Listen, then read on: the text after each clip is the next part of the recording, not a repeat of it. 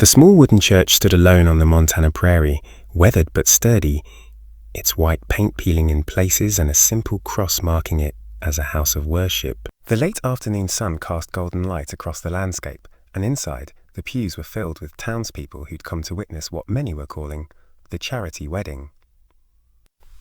Sarah Mitchell stood at the back of the church, her hand trembling on her father's arm, wearing a simple cream-coloured wedding dress that had been her mother's. She was 25 years old, with reddish-brown hair pulled back in a braid, and she would have been beautiful by anyone's standard, if people could look past the prosthetic lower leg that she wore beneath her dress. Sarah had lost her leg 2 years ago in a wagon accident that had killed her mother and younger brother. She'd survived, but had been left with an amputation below the knee. The prosthetic she wore was functional but crude, made by the town's blacksmith who'd done his best with limited resources and knowledge. Since the accident, Sarah's life had changed completely. The young man who'd been courting her had disappeared immediately, unable to handle her injury. Other suitors who'd shown interest vanished once they learned about her leg. People in town treated her differently, some with pity, others with barely disguised revulsion, as if disability was somehow contagious. Her father, a farmer whose land had been failing for years, had grown desperate to see her settled. When Thomas Garrett, a successful rancher from a neighbouring county, had offered marriage, Sarah's father had accepted on her behalf before she'd even met the man. "He knows about your leg," her father had assured her. "He says it doesn't matter to him. He needs a wife, you need a husband, you need a husband. It's a practical arrangement." Sarah had wanted to refuse, but practical reality was hard to argue with. Her father was drowning in debt and couldn't support her much longer. Her options were limited: marriage to Thomas Garrett, or ending up dependent on the charity of relatives who'd made clear she wasn't welcome.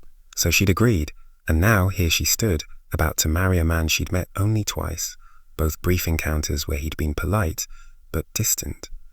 The wedding march began, played on the church's old piano by Mrs. Henderson, who taught Sarah when she was a child. Sarah's father began to walk her down the aisle, and Sarah focused on each step, concentrating on not stumbling. The prosthetic was uncomfortable and didn't fit quite right. It rubbed against her residual limb in ways that caused pain, and walking on uneven surfaces was always challenging. The church floor had a slight slope, and Sarah could feel herself struggling to maintain her balance. Then she heard it, the whispers that started near the front and rippled backward through the congregation. "Look how she walks, poor man, having to marry that. Probably couldn't get anyone else. Can you imagine, a crippled wife? At least he's getting something for his charity." Sarah felt her face burning with shame, but she kept walking, kept her eyes forward. She could see Thomas standing at the altar, tall and broad-shouldered, wearing a tan vest over a white shirt and brown hat. His expression was unreadable, and Sarah wondered if he was already regretting his decision. Halfway down the aisle, Sarah's prosthetic caught on a slight rise in the floorboard. She stumbled badly, nearly falling, and had to grab her father's arm to stay upright. A few people gasped, others laughed softly. The whispers grew louder, some people not even bothering to hide their comments now. "Can't even walk down an aisle properly. This is embarrassing to watch. Someone should have talked sense into Garrett. What kind of wife can't even walk right? Probably won't be able to do much else either, if you know what I mean." The crude laughter that followed made Sarah want to die. Every step felt like an eternity, each movement scrutinized and judged. She wished the floor would open up and swallow her. She wished she'd never agreed to this humiliating spectacle. Better to have stayed unmarried, to have faced poverty and dependence on reluctant relatives, than to endure this public mockery. Then, to her absolute shock, Thomas Garrett stepped away from the altar. The Reverend made a small sound of surprise, and the congregation fell silent as Thomas walked down the aisle towards Sarah. His expression was no longer unreadable. It was furious, his jaw set and his eyes blazing with an anger Sarah had never seen in their brief acquaintance. He reached Sarah and her father, and for a moment Sarah thought he was going to call off the wedding. That he'd realized he'd made a terrible mistake and was going to walk away like everyone else had, that he couldn't bear the embarrassment of being associated with someone like her. Instead, Thomas looked directly at Sarah and said, "May I?" Before Sarah could respond or even understand what he meant, Thomas bent down and scooped her up into his arms, one arm under her knees and the other supporting her back. Sarah gasped, instinctively clutching at his shoulders for balance. "What are you doing?" she whispered, mortified that he was drawing even more attention to her inability to walk properly. "Something I should have done from the start," Thomas replied, his voice carrying through the silent church. "No bride of mine is going to walk down the aisle while people mock her. Not today. Not ever."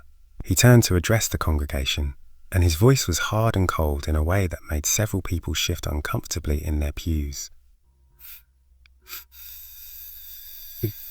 "This woman has survived more pain and loss than most of you will face in your entire lives. She lost her mother and brother in the same accident that took her leg. She's had the courage to keep living, keep hoping, keep moving forward despite what she's been through, and despite how people like you have treated her. That takes more strength than any of you possess. I'm marrying Sarah Mitchell because she's intelligent, kind, and brave.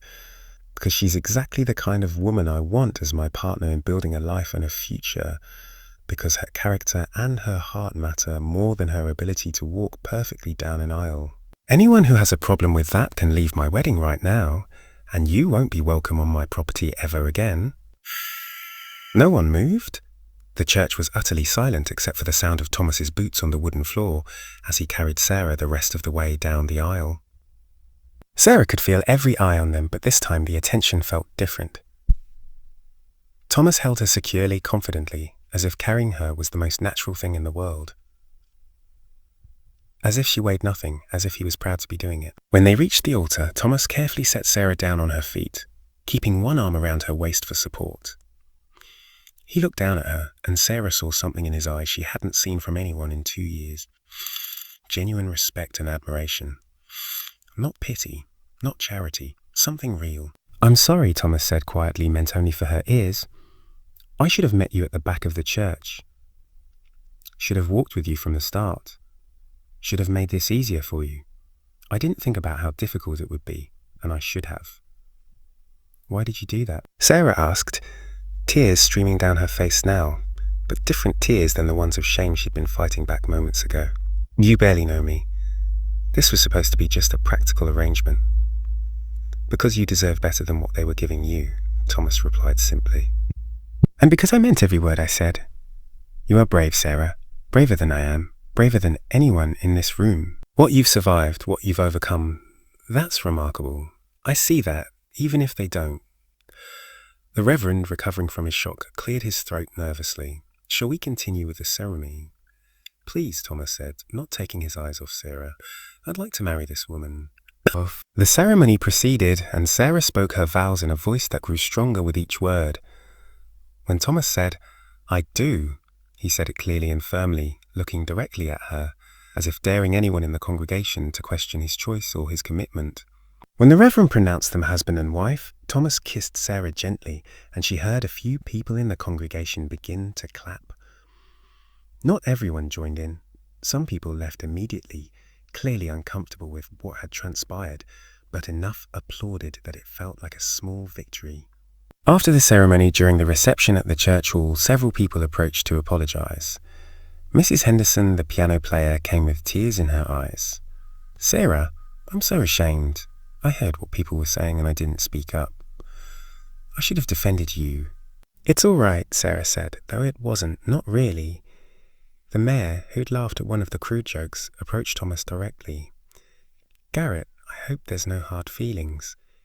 We didn't mean—" "You meant exactly what you said," Thomas interrupted coldly, "and I meant what I said. You're not welcome on my property. Now, if you'll excuse us, I'd like to spend time with my wife." He guided Sarah away, and she felt a fierce pride in his unwillingness to accept hollow apologies from people who'd shown their true colours. "You didn't have to do that," Sarah said later as they prepared to leave for Thomas's ranch in his wagon. "Carry me. Make that speech. Embarrass yourself by association. You could have just let me walk, let people say what they wanted. It was just words." "No," Thomas said firmly, helping her into the wagon with careful attentiveness. "I absolutely had to do it. Sarah, I need you to understand something. I didn't propose to you because I needed any wife, and you were available. I didn't marry you out of charity or pity or because I couldn't find someone else. Then why? Sarah asked. Be honest, my father said it was practical. You needed a wife, I needed security. Thomas climbed up beside her and took her hand. When I met you the first time at your father's house, do you remember what we talked about? Barely. I was so nervous. You asked about my education, I think. You told me about the books you'd read. You had opinions on agricultural innovations, on water management, on breeding stock. You were intelligent and articulate and passionate about ideas. Thomas smiled slightly.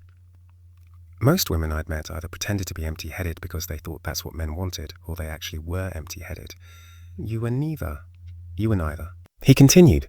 The second time we met, at the town social, you were helping organize the children's games. I watched you manage a dozen kids with patience and humor. You treated each one with respect, listened to their concerns.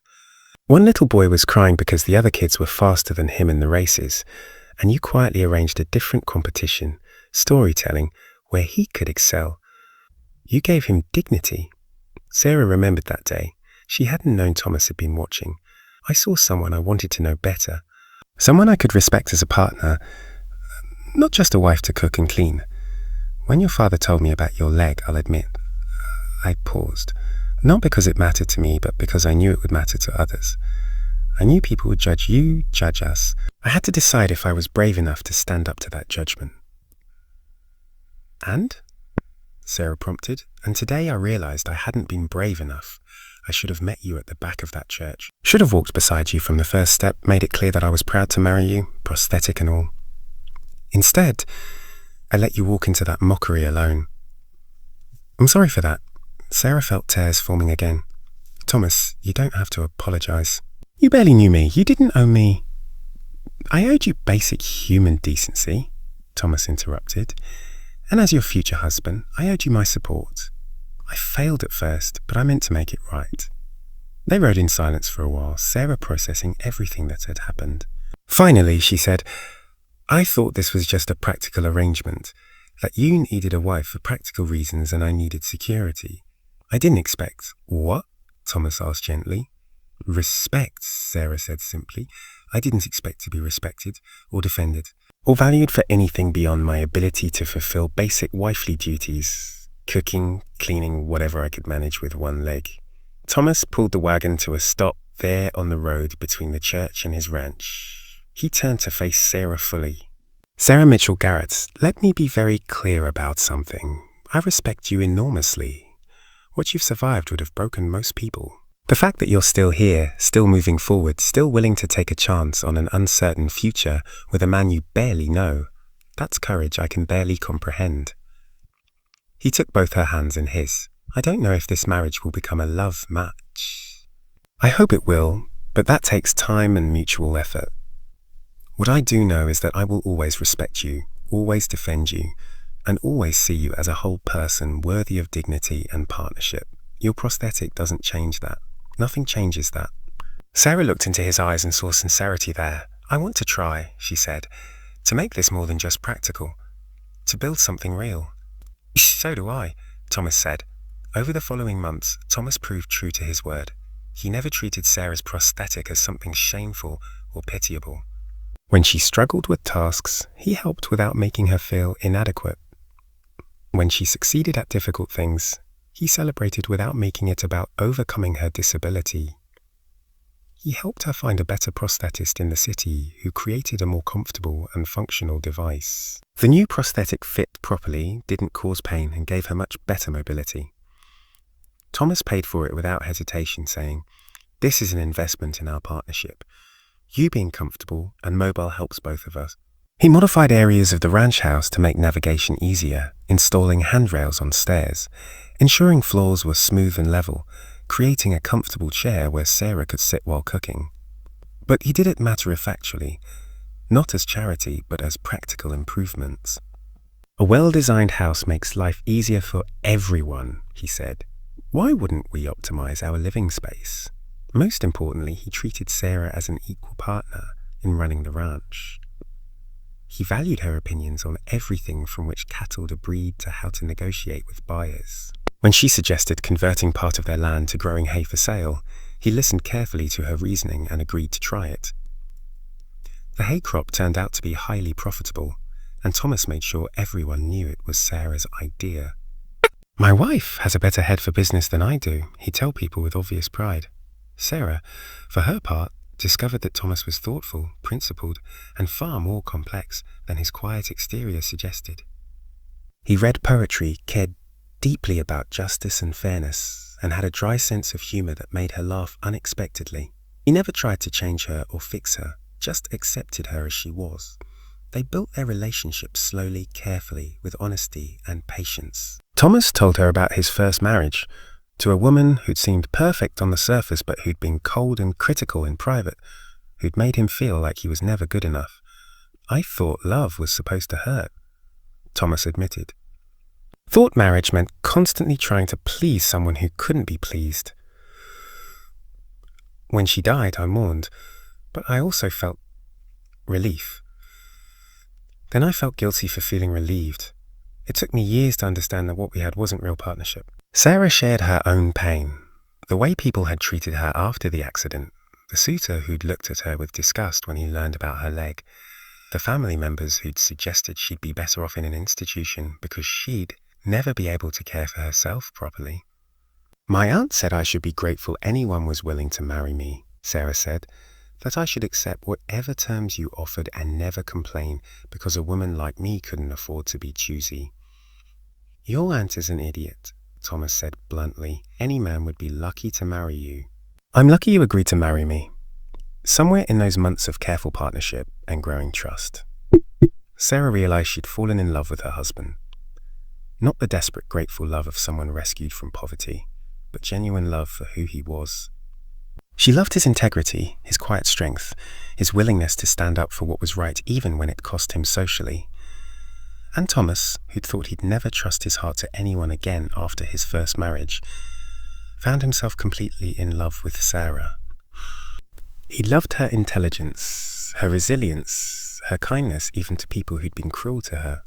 He loved the way she sang while she worked, the way she read books by the fireplace in the evening, the way she could always make him think differently about problems. A year after their wedding, Sarah stood in the same church, this time as a guest at another wedding. She walked down the aisle with confidence now, using her new prosthetic and a decorative cane that Thomas had commissioned from a craftsman. She no longer tried to hide her limp or pretend she walked like everyone else. She walked like Sarah Garrett, and that was enough. Thomas walked beside her, his hand ready to offer support if needed, but not hovering. Several people watched them, some with genuine warmth, others still with judgment. But Sarah found she didn't care as much anymore.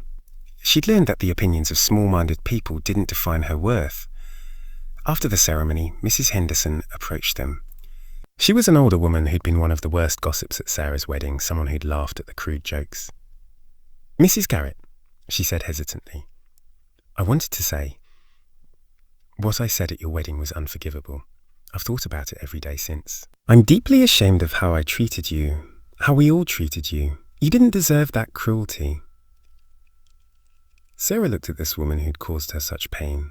She thought about the grace Thomas had shown her, the way he'd chosen to see her worth when others saw only limitations. She thought about the kind of person she wanted to be. "Thank you for the apology," Sarah said. "I accept it. We all make mistakes. We all deserve chances to be better." Mrs. Henderson's eyes filled with tears. "You're kinder than I deserve. But I want you to know, the way Mr. Garrett carried you that day, the things he said, it changed how a lot of us think. Not everyone, but some of us. We saw what real love and respect look like. We saw what it means to stand up for someone when it costs you something." After she left, Thomas pulled Sarah close. "You didn't have to forgive her." "I know," Sarah said, "but carrying around anger would hurt me more than it would hurt her. I'd rather focus on building our life together than dwelling on past hurts." That night, back at their ranch, Thomas found Sarah standing on their porch looking out at the stars. The prairie stretched endlessly in all directions and the night was peaceful. "What are you thinking about?" he asked, wrapping his arms around her from behind. "That day," Sarah said. "Our wedding. When you carried me down the aisle. I'd do it again in a heartbeat," Thomas said immediately. "I know you would. But Thomas, I want you to know, I don't need you to carry me anymore. The new prosthetic is wonderful. I'm stronger. I've learned to adapt to almost anything. I can walk on my own now, better than ever. I know you can, Thomas said. You could always walk on your own. That was never really the question. Then why did you carry me that day? Thomas turned her to face him, his hands gentle on her shoulders. Because you shouldn't have had to walk through that mockery and cruelty alone. Because walking through people's judgment by yourself is something no one should have to endure. Because I wanted you to know, from that very first day, that you weren't alone anymore. That someone was choosing to stand with you, or, in that case, carry you through the hard moments. He kissed her forehead. But you're absolutely right. You don't need carrying anymore. You're one of the strongest people I know. That day wasn't about you needing rescue. It was about showing everyone who doubted you that they were wrong about your worth. And it was about showing you that I saw your worth, even if you'd forgotten it. Sarah smiled, tears forming in her eyes. I love you, you know. Not grateful love. Not dependent love. Real love. I love who you are. I love who you are, and who I am when I'm with you. I love you too, Thomas replied. And for the record, you make me better too. You've taught me what real partnership means. What it means to see someone completely, limitations, strengths, everything, and value them anyway. Or not anyway, just value them, period, even though I walk with a limp. You don't walk with a limp, Thomas corrected gently. You walk like Sarah. You walk with purpose and determination and grace. The limp is just how your specific walk looks. It's part of you, and I love all of you. Sarah laughed through her tears. That's the most romantic thing anyone's ever said to me. Then I need to work on my romantic speeches, Thomas said with a slight smile. Because you deserve poetry and grand gestures and all the things I'm terrible at expressing. You carried me down an aisle while publicly defending my worth in front of everyone we knew, Sarah pointed out. I think your grand gesture credentials are pretty solid. Years later, Thomas and Sarah would tell their children and grandchildren the story of their wedding day, the mockery, the moment Thomas left the altar, the walk that became a carry. They'd explain that sometimes love means carrying someone through their hardest moments, and sometimes it means trusting them to walk on their own. That real partnership means knowing when to offer support and when to step back and let someone show their own strength. Their 4 children grew up on the ranch, learning from both parents' example. They were taught that a person's worth has nothing to do with their physical abilities and everything to do with their character. They saw their father treat their mother as an equal partner in all things, consulting her on major decisions and deferring to her expertise in areas where she excelled. The Garrett Ranch became known not just for its prosperity, but for the respect with which Thomas and Sarah treated everyone, workers, neighbors, people passing through. They had a reputation for hiring people. Others wouldn't. Those with disabilities, those with checkered pasts, those who'd been written off by society, in giving them fair wages and genuine opportunities to prove themselves. Everyone deserves a chance to show their worth, Sarah would say. Everyone deserves to be seen as a whole person rather than judged by a single characteristic. Their story became legendary in their community. The image of Thomas carrying his bride down the aisle became a symbol, not of weakness or pity, but of partnership and fierce defense of human dignity. Couples would reference it in their own wedding vows. Parents would tell it to children learning about standing up for others. It became shorthand for what love should look like, seeing someone's worth when others can't, defending them when they need it, and trusting them to stand strong when they're able. The old church where they'd married eventually needed renovation, and Thomas and Sarah donated money for it, on the condition that the new flooring be perfectly level and smooth, and that ramps be installed alongside the stairs. So that everyone can walk down that aisle with dignity, Sarah explained to the church board. So that no one else has to stumble while people mock them. The church agreed, and when it reopened, it was accessible to people with all types of mobility challenges. At the dedication ceremony, the Reverend, the same one who'd married Thomas and Sarah, gave a sermon about seeing beyond surfaces and recognizing the inherent worth in every person. Years ago, I married a couple in this church, the Reverend said. And on that day, I witnessed something that changed how I understood love and commitment. The groom left the altar and carried his bride the rest of the way, while telling the congregation that her worth had nothing to do with how perfectly she could walk. That day taught me that real love means seeing someone completely and choosing them anyway. Not choosing them despite their perceived flaws, but choosing them wholly as they are. Sarah, sitting in the front pew with Thomas and their children, reached for her husband's hand. He squeezed it gently, and they shared a smile that held decades of partnership, respect, and genuine love. After the ceremony, as they walked out of the renovated church together, Sarah with her cane, Thomas at her side, they paused at the door where Thomas had first scooped her up into his arms all those years ago. "Do you ever regret it?" Sarah asked. Taking on the social judgment that came with it? "Some people in this town still think you made a terrible choice." Thomas pulled her close, right there in the doorway where everyone could see. "I regret a lot of things in my life, Sarah. I regret not carrying you from the very start of that aisle. I regret every moment before I met you because I could have known you longer. But marrying you, defending you, choosing to build a life with you, those are the best decisions I've ever made. The people who think I made a terrible choice have no idea what real value looks like." He kissed her, there in front of everyone, the supporters and the skeptics, the friends and the gossips. "You're the best thing that ever happened to me. You made me a better man. You gave me a real partnership, real love, a real family. If people can't see that, they're blind." Sarah looked up at him with eyes full of love. "Thank you for carrying me when I needed it and believing in me when I was ready to walk." "Always," Thomas promised. "That's what partners do. We carry each other through the hard parts and celebrate each other's strength in the good parts. That's what we've always done. That's what we'll always do." Their story reminded everyone who heard it that real love sees worth where others see limitations. That defending someone's dignity matters more than social approval. That partnerships built on mutual respect become stronger than partnerships built on perfection. And that sometimes the most powerful act of love is carrying someone through their hardest moment, then trusting them to show their strength once they're ready. If this story touched your heart, share it with someone who needs to hear that their worth isn't determined by others' judgment. Subscribe for more stories about choosing love over prejudice, defending human dignity, and building relationships on genuine respect. Comment about someone who stood with you when others judged, or about learning to see beyond society's narrow definitions. Together we believe everyone deserves to be valued for who they are, carried through hard moments, and trusted to show their own remarkable strength.